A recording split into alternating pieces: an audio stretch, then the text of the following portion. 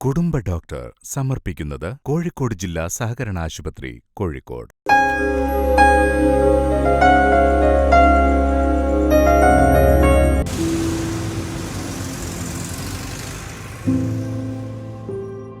Hello Raghu, അച്ഛൻ സുഖായിരിക്കുന്നില്ലേ? ഓ സന്തോഷം. എന്റെ ആശംസകൾ അറിയിക്കൂ. ശരി. ഹൃദയമാറ്റ ശസ്ത്രക്രിയ കഴിഞ്ഞ ഒരാളുടെ മകനോടാണ് ഞാനിപ്പോൾ സംസാരിച്ചത്.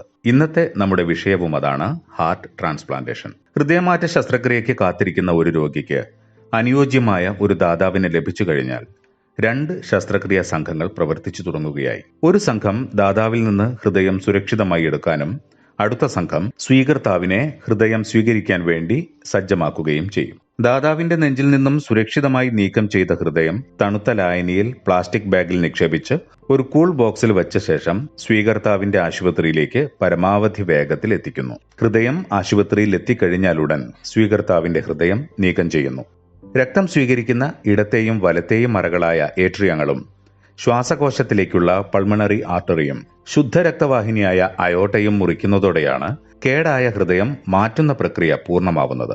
ഉടനെ പുതിയ ഹൃദയം അതേ സ്ഥാനത്ത് തുന്നിപ്പിടിപ്പിക്കുകയും ചെയ്യുന്നു. ആ സമയം വരെ ഹൃദയത്തിന്റെ ജോലി ഏറ്റെടുത്തിരുന്ന മെഷീനിൽ നിന്നും പുതിയ ഹൃദയത്തിലേക്ക് പ്രവൃത്തി മാറ്റി സ്ഥാപിക്കും. അങ്ങനെ ദാതാവിൽ നിന്നും സ്വീകരിച്ച പുതിയ ഹൃദയം പ്രവർത്തിച്ചു തുടങ്ങുകയായി. 1-2 ദിവസം വെന്റിലേറ്ററിന്റെ സഹായത്തോടെ ICUവിലെ ശുശ്രൂഷയ്ക്ക് ശേഷം രോഗിയെ പൂർണ്ണ ബോധവാനാക്കി യന്ത്രത്തിൽ നിന്നും മാറ്റുന്നതോടെ ഹൃദയമാറ്റ ശസ്ത്രക്രിയ പൂർണ്ണതയിലെത്തി എന്ന് പറയാം. ഡോക്ടറുടെ നിർദ്ദേശാനുസരണം ചര്യകൾ ചിട്ടയോടെ ക്രമീകരിക്കപ്പെടുമ്പോൾ തുടർന്നുള്ള ജീവിതം ആരോഗ്യകരമായി മുന്നോട്ട് കൊണ്ടുപോവാൻ സാധിക്കും.